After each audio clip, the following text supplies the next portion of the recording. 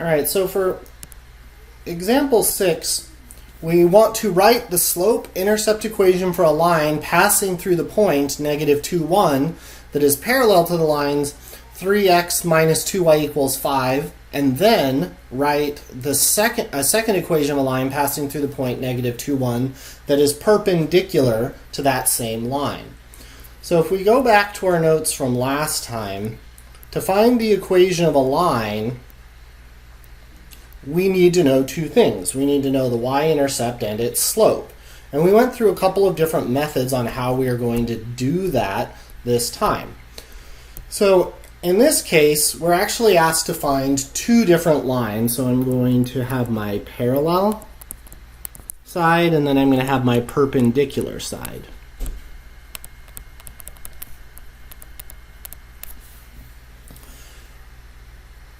So in order to do this, we need to find the slope of each of these. So to do so, we need to put our line into slope-intercept form from standard form. So to do that, we have 3x minus 2y equals 5. We need to isolate y. So we're going to minus 3x minus 3x, and that gives us negative 2y is equal to negative 3x plus 5. And we divide by negative 2, divide by negative 2, divide by negative 2, and we get y equals 3/2 x minus 5 over 2. So we have our y equals mx plus b. So we can identify that our slope m is going to be 3/2. And once again from last time, we had our definitions about parallel and perpendicular.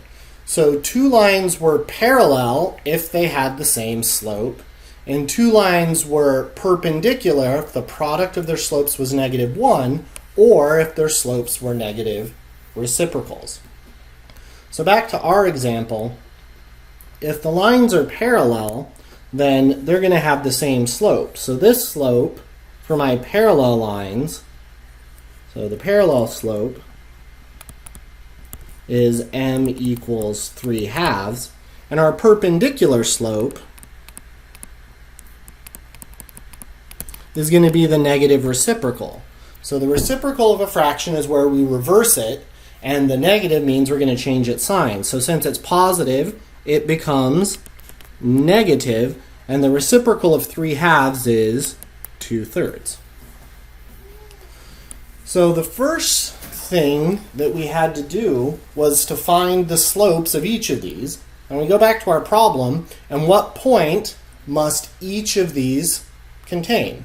Well, the point is negative 2, 1. So after doing that first bit, now this has turned it into exactly the same type of problem that we were doing earlier when we were asked to find the equation of line with a slope and a point given. So let's go ahead and do that. So our parallel line is going to be y equals 3 over 2x plus b, and then we need to solve for b. So we put our x and our y in.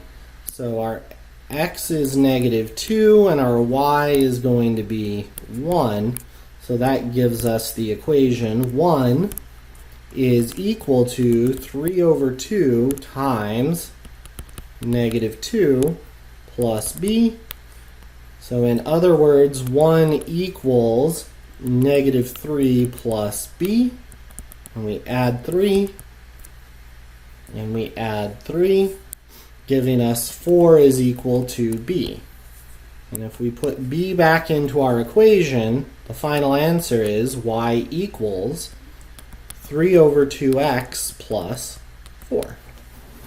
So that's the equation of our parallel line. To do perpendicular, we just rinse and repeat and do the same thing. So this time we have y equals negative 2 over 3x plus b. And we plug in our 1 and our negative 2 again. 1 equals negative 2 over 3 times negative 2 plus b. So 1 equals, negative 2 times negative 2 is 4, so we get 4/3 plus b. And we minus 4/3, and we minus 4/3. 1 take away 4/3 is negative 1/3 equals b. And remember, we can do those computations on our calculator. So just as a reminder, if I wanted to do 1 minus 4/3 to get a fraction, once again I press alpha, y equals, and I do 4 over 3, and my calculator agrees with me that 1 take away 4/3 is negative 1/3. So once again, we now have our b value, so we put it back in, and we end up with y equals negative 2/3 x take away 1/3. So now we found the equation of our lines that are parallel and perpendicular to that given line. So at the end of the day, whenever we're asked to find the equation of a line, we need to know the slope and the b value. And as we saw in a bunch of the examples last time in here, sometimes we have to do a little work to find either the slope, the y-intercept, or potentially both. Sometimes they're just given to us and we plug them in. Other times it's like solving a puzzle. We have to find the pieces that we're missing and then put them back into the formula. And the formula we were using for all of them was y equals mx plus b. All right. So now we're going to transition to the idea of a linear regression.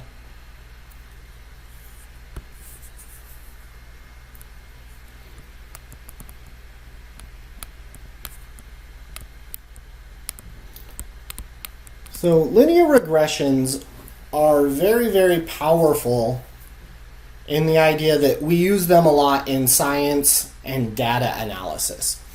So far, for most things in our mathematical career, we've been given mathematical functions, things like y equals 3 over 2x plus 4, and we do math with that. But if you go out into the real world and start studying things, that's not how math comes about.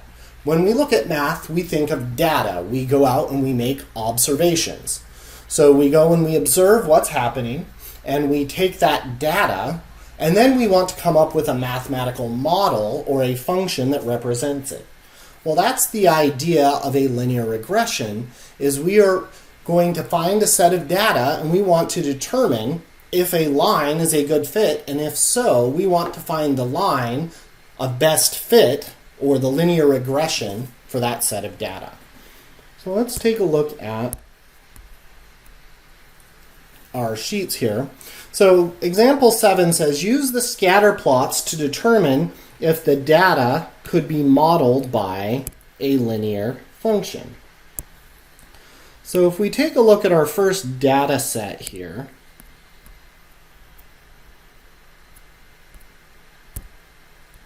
on this graph, the first thing we notice is it's not a perfect line, and it never will be. If a scientist ever walked up to you with a set of data that fell perfectly on a line, that means that they're cooking their books. That means their data's not real. Because that never happens, because we have instrument measurements that have error and tolerance and all sorts of other things. You will never get a data set that fits perfectly on any function unless it's artificially made. So when we look at this, we know it's not going to be a perfect line, but if we look at it, it does appear to be linear, at least a little bit. And so I draw this line, and is that a perfect fit for the data? No, but does it look pretty good? Yeah, that's okay. So a couple of observations that we make, when we look at this line, does it have positive slope, negative slope, or zero slope? Well, it's going to have negative slope. So the line has negative slope. When this happens, we say the data is negatively correlated. And what that means is on the graph, as we move from left to right, as our input increases, our output decreases. So this is called negative correlation, and the symbol, the correlation coefficient,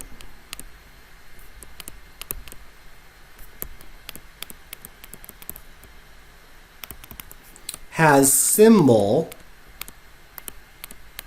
lowercase r. And we'll see that a little bit later. And we'll mention this again.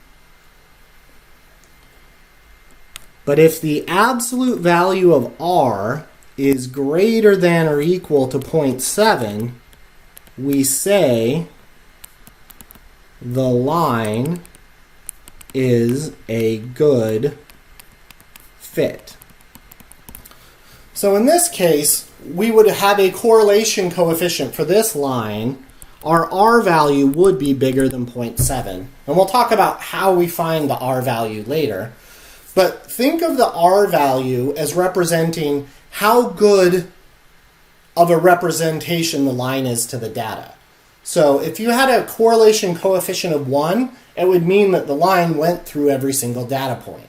If you had a correlation coefficient of 0, that would mean that the data had no correlation, which would mean it would be completely random. So none of the points would fall in a line. It would just be all crazy. So we'll keep looking at these and talk about what that means. But for right now, this is our starting point. So now let's take a look at our second data set here in this graph.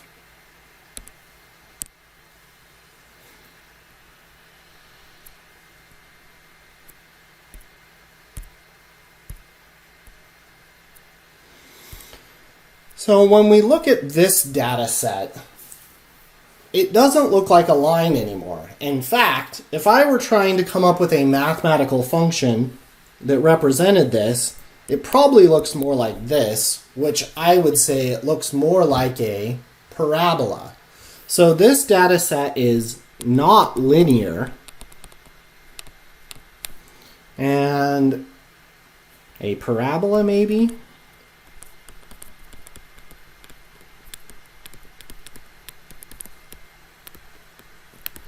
And we'll talk about other types of regressions later. But for this one, it's not a line, and we would have a correlation coefficient would be less than 0.7 for this, because it's not a good fit. So when I say not a good fit, what I really mean is a line is not a good fit. So to help differentiate between these two, here our line is a good fit to the data and it had a negative correlation, and we said it's a good fit. This is not a line, so our r value would not be bigger than 0.7, and we would say the data is not a good fit for a line. Alright, it gets a little more complicated as we keep looking at some of these pictures. So now on this next page, if we look at this data set right here,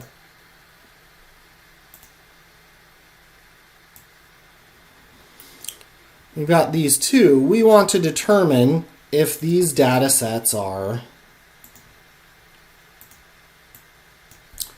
linear.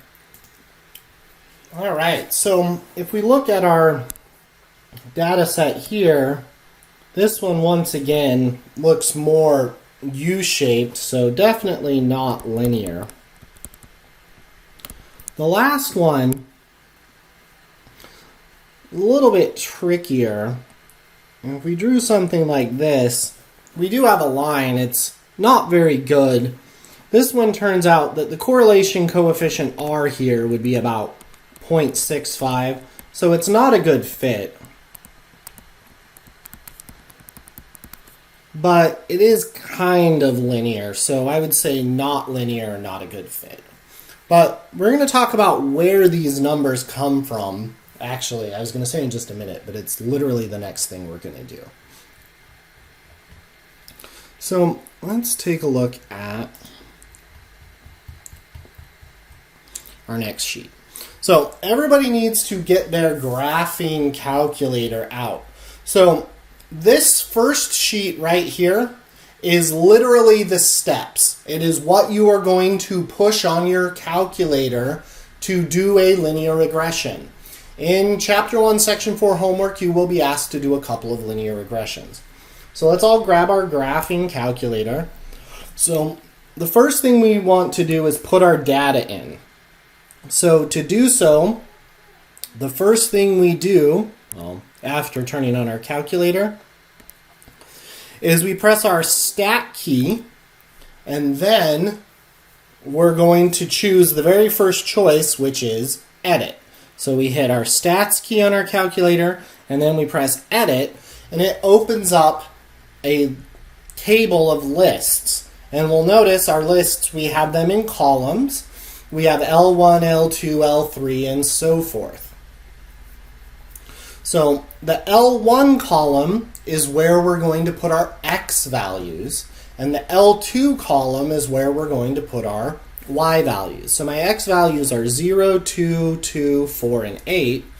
So I go 0, and then 2, 2, 4, and 8.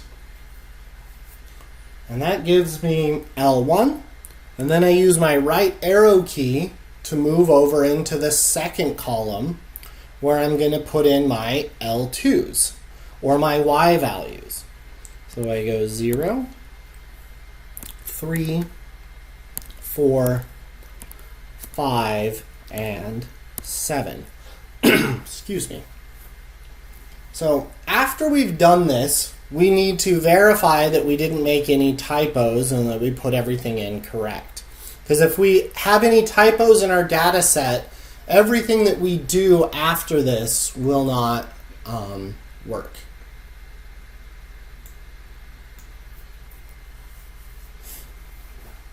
So we now, after we've got our data put in, so it says we have our list of ordered pairs, what we're going to do is turn on our scatter plot.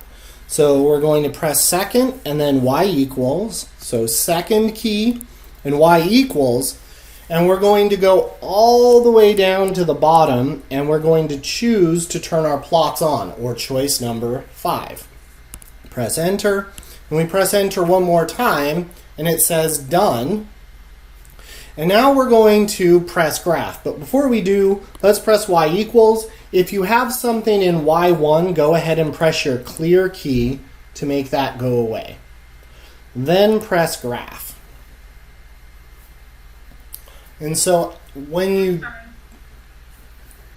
Sorry, can you hear me? Yes, I can. So let's adjust our scatter plot because we don't have any data out here in quadrants 2, 3, and 4. So if we press window, we can adjust our window. So let's make our X-min -1, and let's leave our X-max at 10. Make our Y-min -1 and leave our X-max at 10. And when we press graph, now we're only looking at the data in the appropriate window. Oftentimes in these problems, we're going to have to adjust our window on our graphing calculator because the default window is going to go from -10 to 10 and from on the X direction and -10 to 10 in the Y direction. If your data is not between -10 and 10 and -10 and 10, it won't show up. So we're going to have to change our window by going window and changing our X-min and our X-max so that our data falls in between those values. We'll see this when we do the activity a little bit later on. All right, so we now have graph, and it looks something like this. Now we want to do our linear regression. To actually do our regression, what we're going to do is press our stats key again, but instead of choosing edit this time, we're going to use our right arrow, and we go over to calculate. And in the calculate menu, there's going to be a ton of things.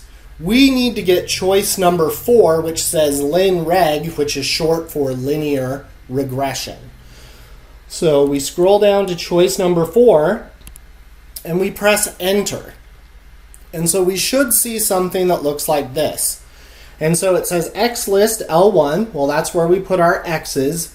Y list L2, so we're good there. So you press enter, enter. Frequency list, we're going to leave blank. And then when it says store regression equation, we want to save our regression equation to use later. So to do that, we're going to use the same thing that we did the other day to get y1. We press alpha and we press trace to pull up our function menu, and we're going to select y1. So once again, to get that, we press our alpha key and then trace and select y1. And now our calculator says we are going to store our regression equation into y1 on our calculator. Then we're going to press enter 2 more times. So after doing so, we should get a screen that looks something like. So if our screen looks like this, we actually need to do something else because this is not showing us our correlation coefficient.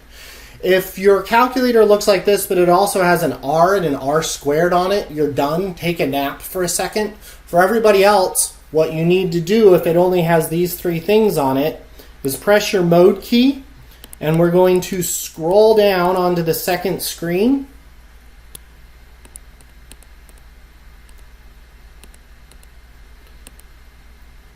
And we are going to change our stats diagnostics from off to on. So we do that, we turn our stats diagnostics on, and if we go second enter and press enter 1 more time, or go through that process again, you should get this on your screen now. Could you go through that again so you went all the way down? So now we should have something on our screen that looks like this. So when we look at this now, we have our R value, and what's our R value? 0.92, which is bigger than 0.7. So that would tell us that our line is a pretty good fit. If we go ahead and press the graph key on our calculator now, it actually has our linear regression. So we see our scatter plot, and we see the line of best fit for that data. So if we press our y equals, when we stored our regression equation as y1, notice that it took that regression equation and saved it into our calculator so we didn't have to type it in. If you don't do that store step, it's not going to save it into your calculator. All right, so we decided that our line was a good fit because our correlation coefficient was 0.93. And then lastly, it says D, use the linear function from above to estimate the output when x is 15. So to do so, we're going to evaluate this. So we go back to our home screen. So we press alpha and trace, choose y1, and then the x value we want to put in is 15. So we go y1 of 15, and we press enter, and our linear model would predict that when x is 15, our y value would be 13. So looking at this data, for our table here, we had when x was 0, y was 0. When we input 2, we got out 3. When we input 2, we got out 4. When we input 4, we got out 5. And when we input 8, we got out 7. And our model predicts that if we input 15, our corresponding output would be 13.1. So we've used this linear model to find a prediction of what that data would tell us in the future.